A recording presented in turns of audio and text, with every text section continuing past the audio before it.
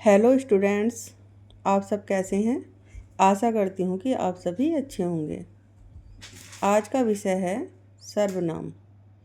तो आइए पहले समझते हैं सर्वनाम कहते किसे हैं।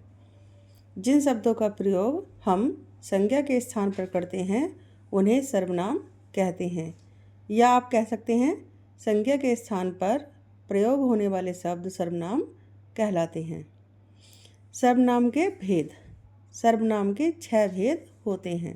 नंबर 1 पुरुषवाचक सर्वनाम, नंबर 2 निजवाचक सर्वनाम, नंबर 3 निश्चयवाचक सर्वनाम, नंबर 4 अनिश्चयवाचक सर्वनाम, नंबर 5 संबंधवाचक सर्वनाम और नंबर 6 प्रश्नवाचक सर्वनाम। तो अब हम इन्हें विस्तार से समझते हैं। नंबर 1 पुरुषवाचक सर्वनाम।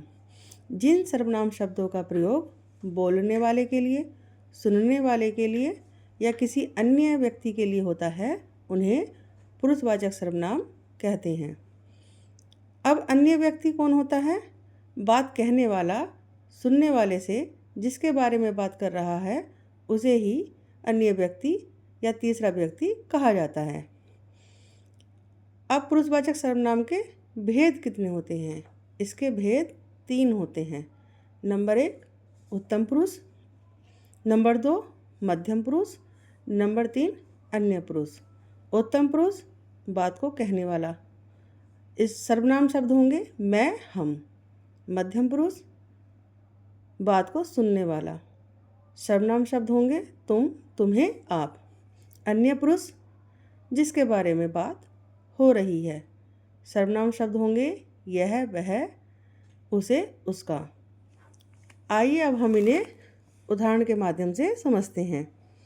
मैं एक विद्यार्थी हूँ, मतलब बात कहने वाला ही अपने बारे में बात कर रहा है, तो यहाँ इस वाक्य में मैं उत्तम पुरुष होगा। आप एक महान व्यक्ति हो, तुम एक महान व्यक्ति हो, अर्थात बात कहने वाला बात सुनने वाले के बारे में बात कर रहा है, तो यहाँ आप या तुम होगा मध्यम पुरुष।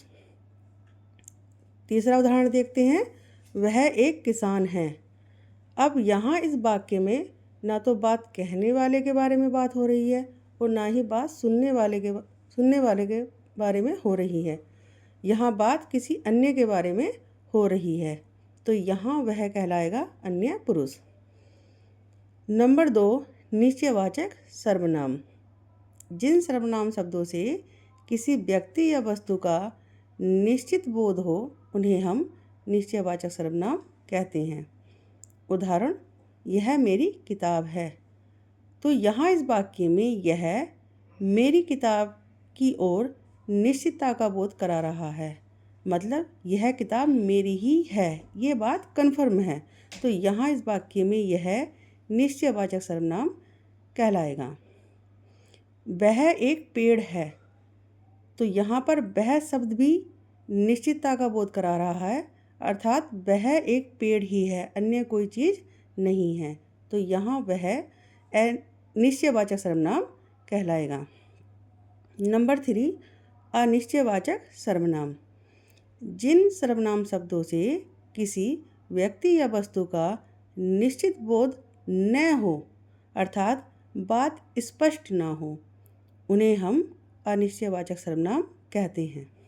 उदाहरण, दरवाजे पर कोई है, मतलब दरवाजे पर कोई है और नहीं भी है, हो भी सकता है, नहीं भी हो सकता है, तो बात स्पष्ट नहीं हुई, तो यहाँ पर कोई अनिश्चितता का बोध करा रहा है, तो यहाँ पर कोई शब्द अनिश्चयवाचक सर्वनाम कहलाएगा।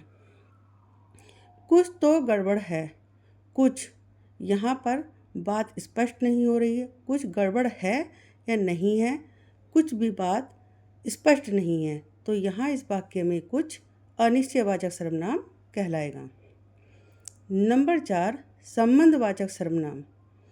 जिन शब्दों का आपस में संबंध हो उन्हें हम संबंधवाचक सर्वनाम कहते हैं। उदाहरण, जो बोएगा वो पाएगा। जो खेत में बीज बोएगा वो ही फसल पाएगा। अर्थात यहाँ इस वाक्य में जो और वो दोनों शब्दों का आपस में संबंध होने के कारण यहाँ संबंधवाचक सर्वनाम होगा। जैसी करनी वैसी भरनी, मतलब जो जैसा करेगा वैसा ही भरेगा। तो यहाँ इस वाक्य में जैसी और वैसी दोनों शब्दों का आपस में संबंध होने के कारण यहाँ संबंधवाचक सर्वनाम होगा। नंबर 5, प्रश्नवाचक सर्वनाम। प्रश्न पूछने के लिए जिन सर्वनाम शब्दों का प्रयोग होता है उन्हें हम प्रश्नवाचक सर्वनाम कहते हैं। उदाहरण, क्या तुम ठीक हो? तो यहाँ बात सुनने वाले के बारे में बात हो रही है, उसके हालचाल पूछे जा रहे हैं। तो यहाँ प्रश्न पूछने का बोध हो रहा है, तो यहाँ क्या शब्द प्रश्नवाचक सर्वनाम कहलाएगा। कौन यह प्रश्न हल करेगा? तो यहाँ पर पूछा जा रहा है कि इस प्रश्न को कौन हल करेगा। तो कौन शब्द यहाँ पर प्रश्न पूछने का बोध करा रहा है, तो इसलिए यहाँ कौन प्रश्नवाचक सर्वनाम होगा।